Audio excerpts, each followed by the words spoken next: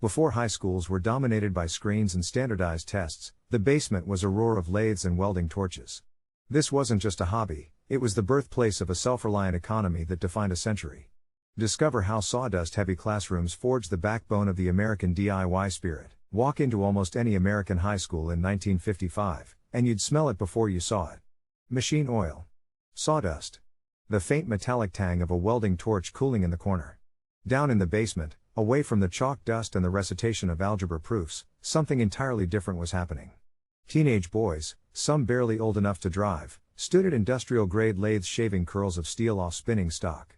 Others hunched over welding stations, blue-white arcs flashing behind dark glass, fusing metal with a confidence that would make a modern liability lawyer faint. This was shop class. And it was, in its own quiet way, one of the most radical experiments in American education. We tend to remember the 1950s classroom as a place of order and obedience, rows of desks, a flag in the corner, a teacher droning through a textbook.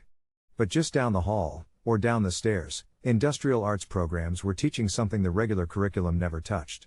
They were teaching kids to build the world with their own hands. And in doing so, they were quietly manufacturing an entire generation's relationship with the physical objects around them. The philosophy behind these programs had a name, and it was a deliberate one. Industrial arts. Not shop, not vocational training, though those terms got used too. Industrial arts implied something bigger. It suggested that working with your hands was not a lesser pursuit for kids who couldn't cut it in academics. It was its own discipline, with its own intelligence, its own kind of mastery. Educators of the era believed that a student who understood physics only as equations on a blackboard was missing half the picture. Torque, tension, load-bearing weight, the behavior of metal under heat. These weren't abstractions if you'd felt them in your hands. A kid who struggled with a word problem about gear ratios might come alive the moment he was standing in front of an actual lathe, watching the math turn into motion right in front of him. This was the bridge these classrooms were built to cross. On one side, the theoretical world of the science classroom. On the other, the tangible, greasy, sometimes dangerous world of blue-collar labor.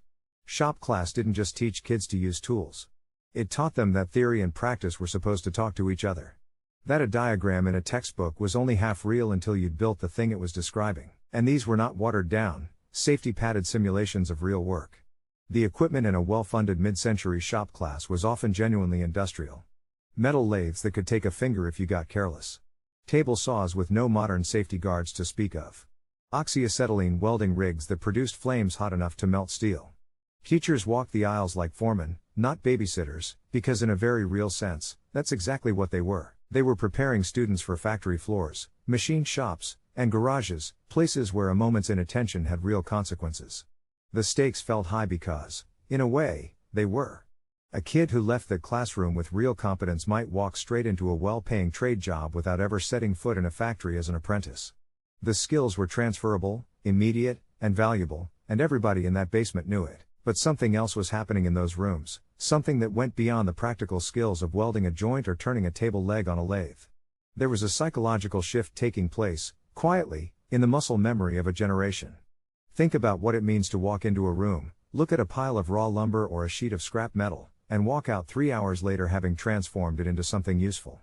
A toolbox. A birdhouse. A working engine stand. That experience does something to a person's sense of their own agency in the world. Before shop class, most of these teenagers had probably experienced the physical world the way most of us do today, as consumers. Things simply existed.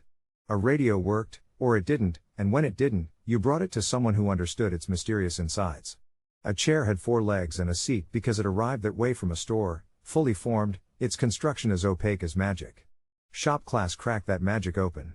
Suddenly, a teenager understood, in his bones, that the objects around him were not handed down from some untouchable manufacturing priesthood. They were made.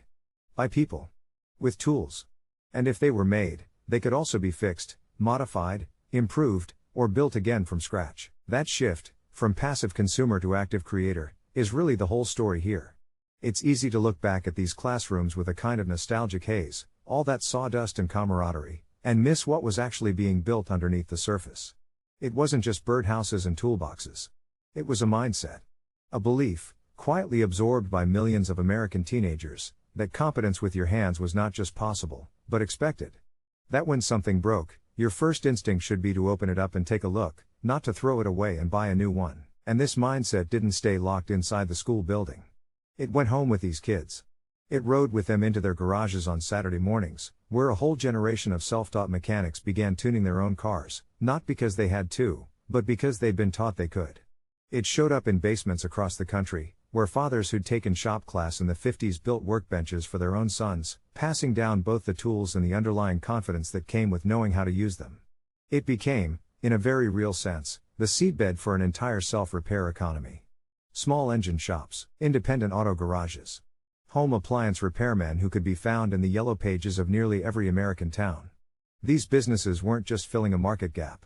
They were staffed, in no small part, by men who'd first held a welding torch or run a lathe not on a job site, but in a basement classroom, under fluorescent lights, with a bell that would eventually ring to send them back upstairs to English class. There's something almost poetic about that image.